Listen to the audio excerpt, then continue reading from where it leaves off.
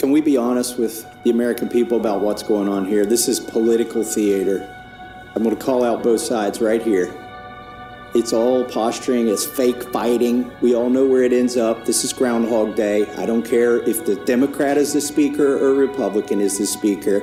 We always get a CR in September, and then we get an omnibus. Sometimes there's a twist on that. We might get the omnibus before Christmas, but if we're not good, it comes after Christmas. But that's what's going to happen. And in the meantime, it's political theater. You know, we've got it's good theater. We've got great writers. I wish they'd just come up with a new plot. It's the same plot every fiscal year. What should we be doing? It's already been discussed. We should have done 12 separate bills. We should have done 12 separate bills.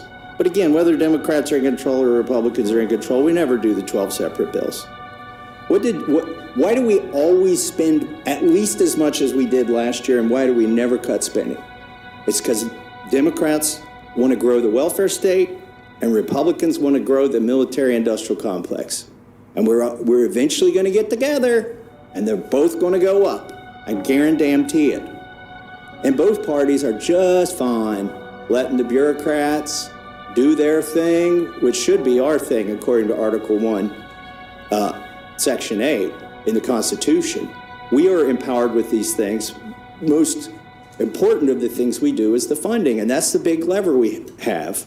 You know, I've sat through now almost 2 years of hearings in this Congress where we've exposed lies at the CDC, shortcuts at the FDA, unconstitutional gun bans at the ATF, over prosecution of January 6ers at the DOJ, targeting common citizens at the FBI, spying by the NSA, illegal mandates for livestock by the USDA, targeting plant vaccine or transgenic plant vaccine at the NSF, and censorship, the censorship industrial complex at the end of which the NSF is part of, automobile kill switch at the DOT.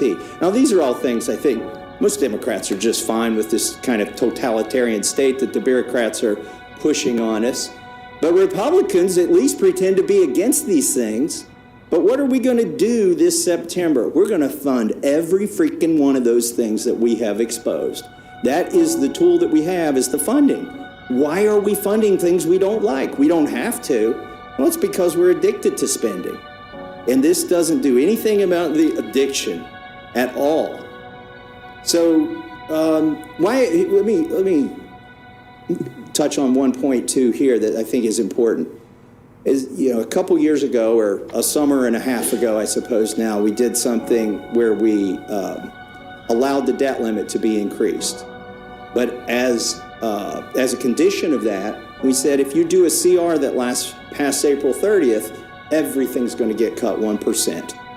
And that, to me, seemed like at least a little tinge of fiscal responsibility was creeping in. But now I notice that this CR, instead of going 1 year and giving us time to do the 12 appropriations bills, is going to go 6 months. Now, let me tell you what's going to happen because this goes 6 months. Number one, it ends in March 28th, on March 28th. Well, the automatic cuts happen on April 30th if the CR went past that. So that is exactly why the Speaker chose a 6-month CR, is so we don't have even the chance, a threat to this town. It's a threat of a 1% cut. We don't want to even, this is like T-ball. The 1% cut is on the tee and Republicans won't even swing at it. So instead, we're going to do a 6-month CR instead of a 1-year CR. That sets up another crisis next spring where we can do another pretend fight sometime around March. And that fight it'll be the same fight regardless of who wins the presidency and who's in charge of the Senate and the House. And we're basically going to get pretty much the same result. But that's 6 months from now. In the meantime, we can kick the can down the road. All of these things that we've exposed and all of these hearings are going to continue to get funded. But wait, there's a bright, shiny object on this CR. I've never seen one of these.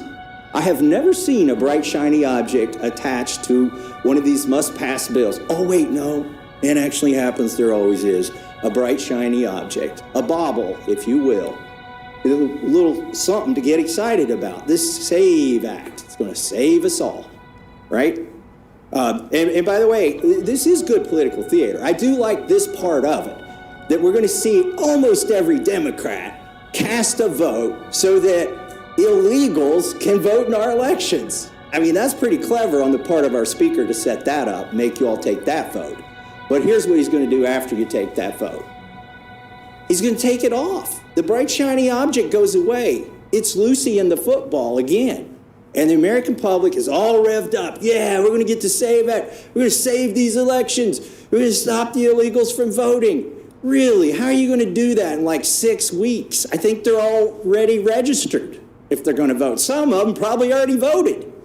This SAVE Act ain't going to save anything. And particularly because it ain't ever going to become law.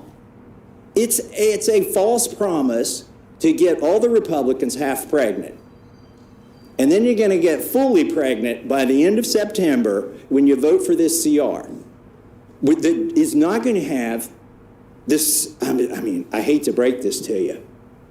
I mean, the Democrats already know this. I'm not telling you anything special. I hate to break it to the Republicans. You ain't getting the SAVE Act. It is not going to stay on this bill. Why?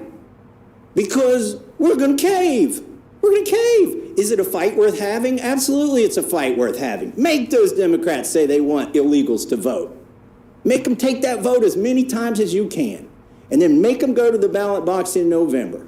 But that's what it is political theater, folks. We all know where it ends up. We've seen it. I've been here 12 years. I've seen it 12 times. I refuse to be a thespian in this failure theater.